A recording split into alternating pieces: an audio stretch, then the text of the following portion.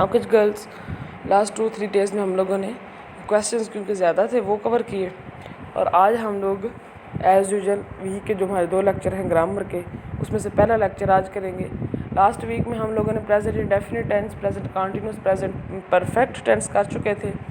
और आज प्रेजेंट की लास्ट काइंड हम लोग करेंगे प्रेजेंट परफेक्ट कंटिन्यूस टेंस। ठीक है, तो इसकी उर्दू निशानी है, मैंने आपको बताया था कंटिन्यूस वर्ड जहाँ पे भी आएगा उसका उर्दू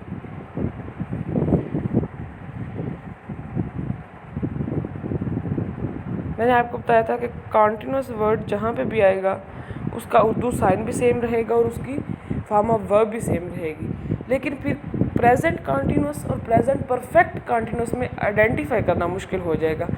उसके लिए एक सिंपल साइन है, वो हम लोग अभी जो साइंस पढ़ेंगे उसमें देखते हैं। जैसा कि प्रेजेंट परफेक्ट टेंस है, कंटिन्यूस टेंस है, उसको उर्दू निशानी के आगे देखिए लिखा हुआ है रहा है, रही है, रहेगा।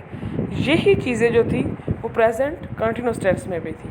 अब हमें कैसे पता चलेगा किसी भी उर्दू फिक्रे को लास्ट पे देख के कि ये प्रेजेंट कंटिन्यूस टेंस है या प्रेजेंट परफेक्ट कंटिन्यूस टेंस है? तो इसमें एक एडिशन साथ ये होता है प्लस वक़्त। ठीक है, यानी कि टाइम।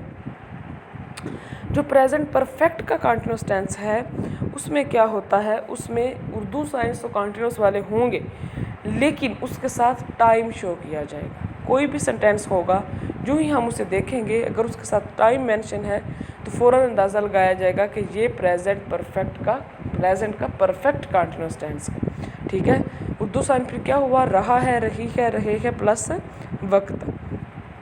हेल्पिंग वर्ब्स क्या होंगे, हैज़ बीन और हैव बीन। हैज़ बीन किसके साथ लगेगा, हैज़ बीन लगेगा जो सिंगुलर ग्रुप होगा और हैव बीन लगेगा जो प्लूरल ग्रुप होगा। सिंगुलर ग्रुप में क्या आता है, he, she, it plus singular name, और have been I, we, you, they और प्लस कोई भी ग्रुप या प्लूरल कोई भी नेम। ठीक है, ये 2 हेल्पिंग वर्ब होंगे इसमें। आगे है जी फॉर्म ऑफ वर्ब। मैंने आपको बताया कि कंटिन्यूस वर्ड जहाँ पे भी नज़र आए फर्स्ट फॉर्म के साथ ING। ठीक है, यानी कि उसको हम लोग V4 भी कह देते हैं। फर्स्ट फॉर्म के साथ ING, ये उसमें फॉर्म ऑफ वर्ब होगी। सेंटेंस स्ट्रक्चर बिल्कुल वैसा ही होगा, subject plus helping verb plus form of verb plus object. ठीक है, subject, helping verb, form of verb और ऑब्जेक्ट प्लस आगे लिखा हुआ एस और फॉर। एस से मुराद है सिंस और एफ से मुराद है फॉर। ठीक है, लेकिन उर्दू साइड में हम लोगों ने पढ़ा कि रहा है, रही है, रहे है के अलावा वक्त भी शो होगा। लेकिन वक्त को अब ट्रांसलेट करने के लिए, कि उसको मॉडिफाई करने के लिए एक वर्ड जो है वो हम लोग यूज़ करेंगे, वो होगा सिंस और फॉर का। उसके साथ सिंस और फॉर लगा के हम साथ आगे टाइम मेंशन करेंगे। ठीक है, अब आगे ये देखिए लिखा हुआ है सिंस और फॉर। सिंस के नीचे लिखा हुआ है अनकाउंटेबल और फॉर के नीचे लिखा हुआ है काउंटेबल।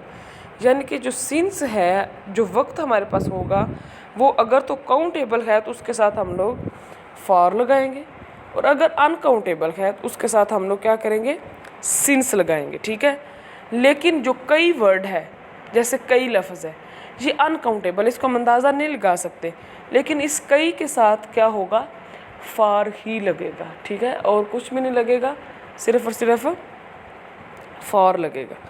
और उसके बाद आ जाता है 2, 4, 6, 8, 10, इनके साथ क्या लगेगा, फॉर लगेगा।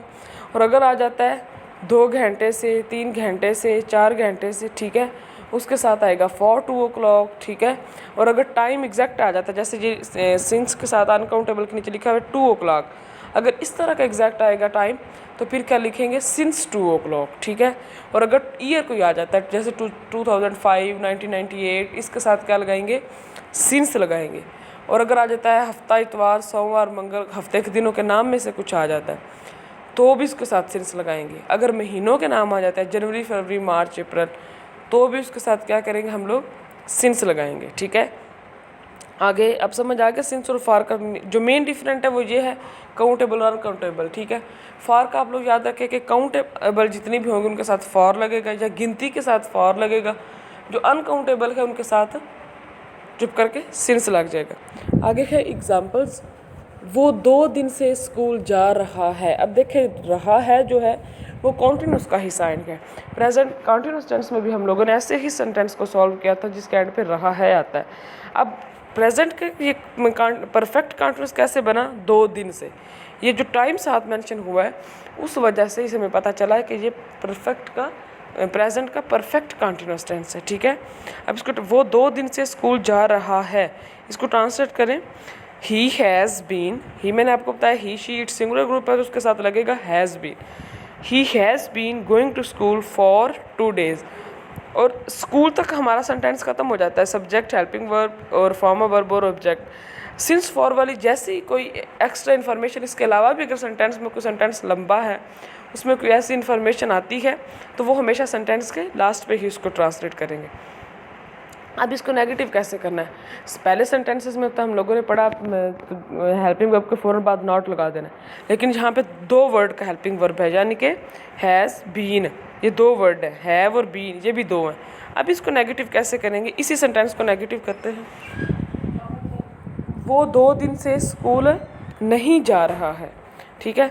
तो अब इसको कैसे नेगेटिव करेंगे, हमारे पास जो 2 वर्ड का हेल्पिंग वर्ब है हैज़ बीन, तो फर्स्ट वर्ड के फ़ौरन बाद हम लोग क्या करेंगे, नॉट लगा देंगे, यानी कि हैज़ और बीन के दरमियान में नॉट लगाएंगे। He has not been going to school for 2 days, ठीक है। हैज़ के फ़ौरन बाद हम लोगों ने नॉट लगा दिया, इस तरह ये सेंटेंस नेगेटिव बन गया।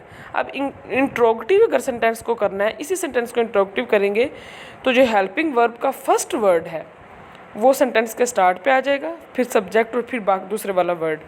तो क्या हो जाएगा, has he been going to school for 2 days। और अगर सेंटेंस नेगेटिव और इंट्रोगेटिव दोनों आ जाता है कंडीशन, तो हम लोग इस सेंटेंस को किस तरह ट्रांसलेट करेंगे, तो हम लोग करेंगे हेल्पिंग वर्ब सेंटेंस के स्टार्ट पे, फिर बाद में सब्जेक्ट के फ़ौरन बाद नॉट, जिस तरह हम लोग पहले करते थे कि हेल्पिंग वर्ब को सेंटेंस के स्टार्ट पे ला के सब्जेक्ट के फ़ौरन बाद नॉट लगा देते थे। अगर कोई भी सेंटेंस नेगेटिव और इंट्रोगेटिव अगर होता था तो बाकी सेंटेंस स्ट्रक्चर सेम रहता था। और यहाँ पे क्योंकि 2 वर्ड का हेल्पिंग वर्ब है तो यहाँ पे हम लोग क्या करेंगे, हैज़ जो है वो उसको सेंटेंस के स्टार्ट पे लेंगे, देन ही सब्जेक्ट, फिर नॉट, फिर बीन और फिर सेंटेंस स्ट्रक्चर सेम। वो कुछ इस तरह से होगा, has he not been going to school for 2 days, ठीक है। तो ये प्रेजेंट परफेक्ट कंटिन्यूअस टेंस है, इसको जो है वो याद इस तरह रखना चाहिए। यहाँ पे आज हमारा एक टेंस ख़त्म हुआ है यानी कि प्रेजेंट टेंस, ठीक है। अब नेक्स्ट लेक्चर में हम लोग पास्ट इंडेफिनिट करेंगे, ठीक है। अब जो मज़े की बात है वो ऐसे याद रखने वाली है कि इंडेफिनेट टेंस जहाँ पे भी होगा, चाहे वो प्रेजेंट का हो, पास्ट का हो या फ्यूचर का हो, ठीक है, उसमें फॉर्म ऑफ वर्ब फर्स्ट रहेगी। सिर्फ और सिर्फ जब हम लोग पास्ट इंडेफिनिट का सिंपल सेंटेंस करेंगे तो उसमें सेकंड फॉर्म लगाएंगे, अदरवाइज उसके नेगेटिव और इंट्रोगेटिव में भी फर्स्ट फॉर्म ही यूज़ होगी। ये बिल्कुल सिंपल सी बात है। इंडेफिनेट में सिर्फ और सिर्फ क्या होता है, फर्स्ट फॉर्म लगती है सिवाय पास्ट इंडेफिनिट का सिंपल सेंटेंस। कंटिन्यूअस वर्ड आपको जहाँ पे भी नज़र आए उसमें क्या लगता है, फर्स्ट फॉर्म के साथ आईएनजी, चाहे वो प्रेजेंट का हो, चाहे वो पास्ट का हो, चाहे वो फ्यूचर का हो। आगे परफेक्ट टेंस जो है उसमें हमेशा लगती है थर्ड फॉर्म, चाहे वो प्रेजेंट का हो या पास्ट का हो या फ्यूचर का हो। और अगर परफेक्ट कंटिन्यूअस है, चाहे वो प्रेजेंट का है, चाहे वो पास्ट का है, चाहे वो फ्यूचर का है, उसके साथ भी हेल्पिंग जो फॉर्म ऑफ वर्ब है वो फर्स्ट फॉर्म के साथ आईएनजी, ठीक है। ये जो फॉर्म ऑफ वर्ब का स्ट्रक्चर है ये बहुत आसान है याद रखना।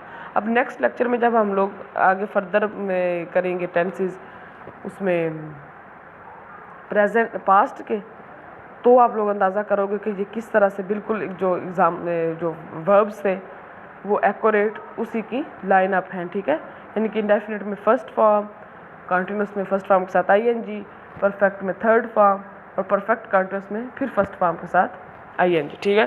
तो अब मुझे लगता है परफेक्ट कंटिन्यूअस के बारे में कोई भी अब जो है वो प्रॉब्लम नहीं रही होगी, इंशाल्लाह समझ आ चुका है, एग्जाम्पल साथ लिखी हुई हैं, इस पर फोकस करें और दैट्स ऑल।